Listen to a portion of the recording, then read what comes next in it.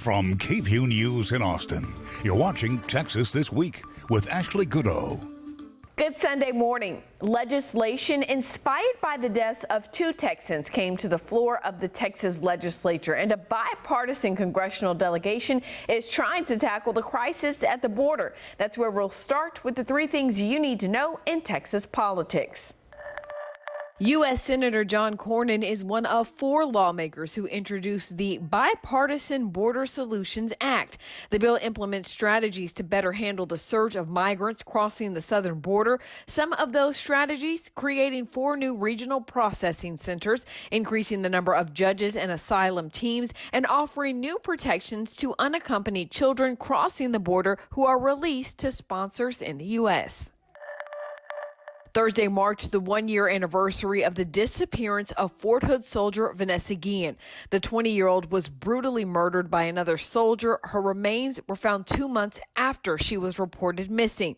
This week, members of the Texas House of Representatives stood together on the House floor to remember her and unanimously pass a resolution calling on Congress to pass the I Am Vanessa Guillen Act. The act reforms the way the military addresses sexual harassment and misconduct. In the Texas Senate, lawmakers unanimously passed bills written in response to the death of Houston native George Floyd. Senate Bill 68 by Senator Boris Miles requires an officer to intervene if they see another officer using excessive force.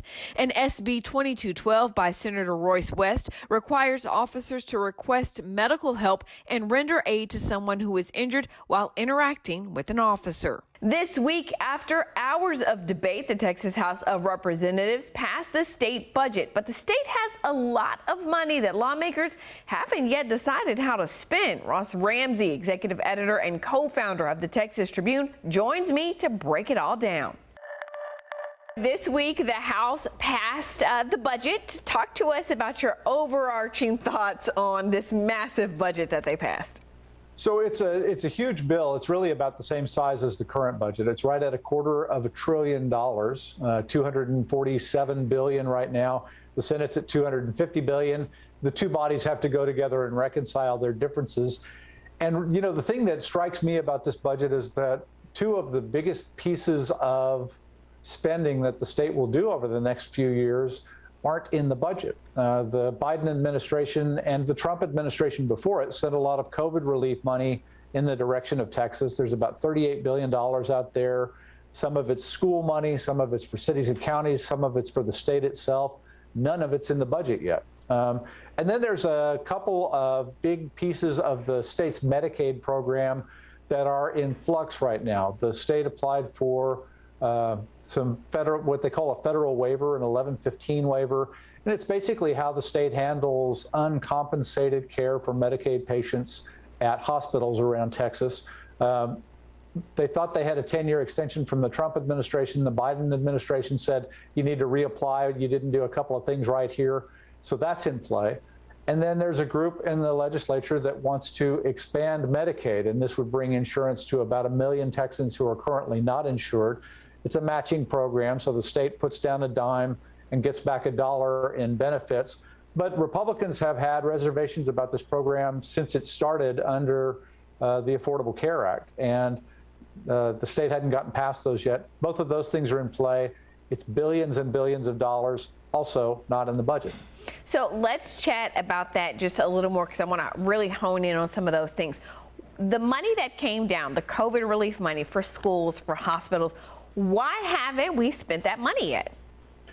There's a question of who should spend it and how they should spend it. So one argument is that this money should go to the school districts in the state. There's between 1,100 and 1,200 of them, and that they should get to work first on learning loss. This is the distance between what kids would have learned if we hadn't had all these pandemic disruptions and what they have learned with work, you know, learning from home and all of those kinds of things.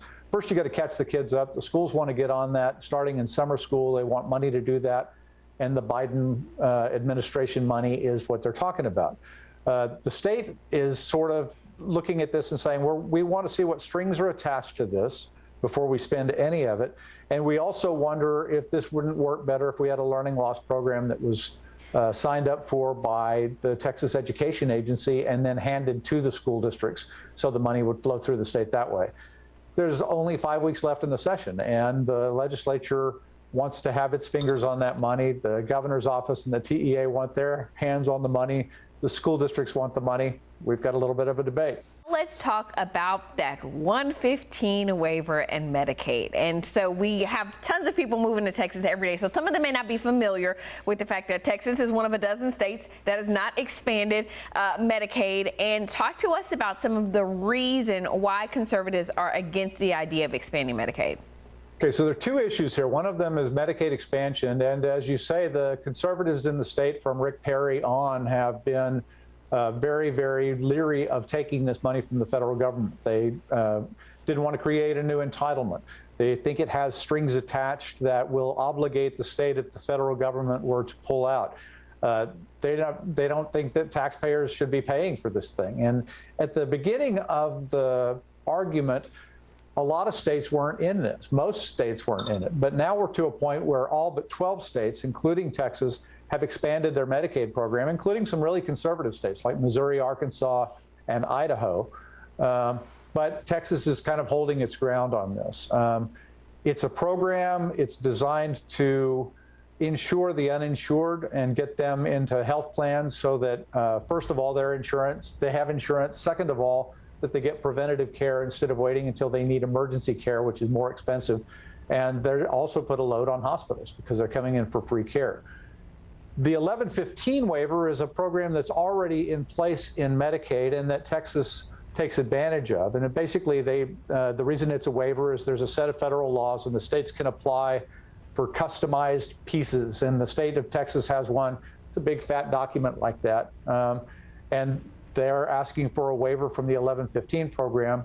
The Biden administration says they didn't do all of the things they needed to do, including holding public hearings, and that if they go like they're going, our current waiver will expire in September of 2022. So we've got time to deal with it, but we've got these two issues. The waiver takes care of uncompensated care for hospitals and some other things.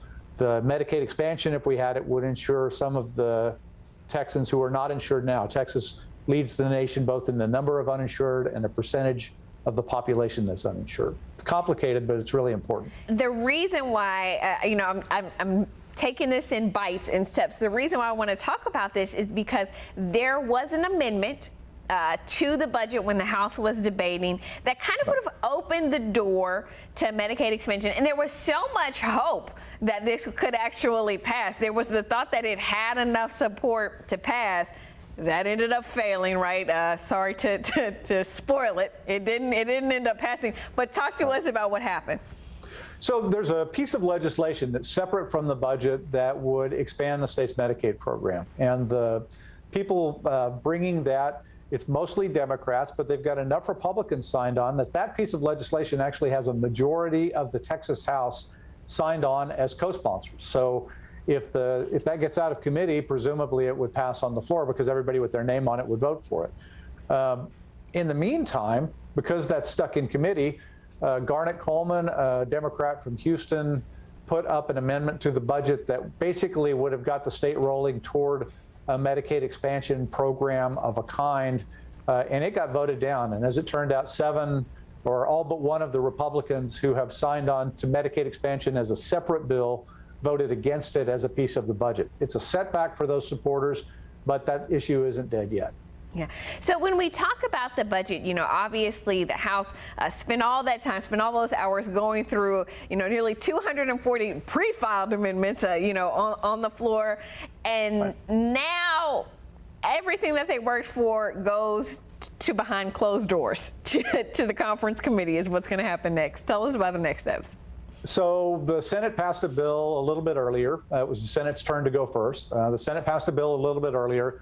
The House passes a bill, and they basically go into a room to reconcile their differences. The House will appoint 5 of its members. The Senate will appoint 5 of its members. That's called a conference committee. They'll go in and bang this out. As you say, it's mostly behind closed doors. It's supposed to be open. Open in the COVID age is a little bit different. But even when we don't have a pandemic going on, a lot of this gets settled in the back room and back hallways. And they basically go line by line through the budget and say, you have this, we have that, what do you want to do? You know, scissor, paper, rocks, or however they want to do it. As we pointed out in the first part of this, there are some big differences to settle, and there's some big issues that are going to have to be part of the budget conversation that aren't yet there. So that's going to be kind of interesting over the next month. You can read more about the budget the House passed at kview.com. That's Texas This Week.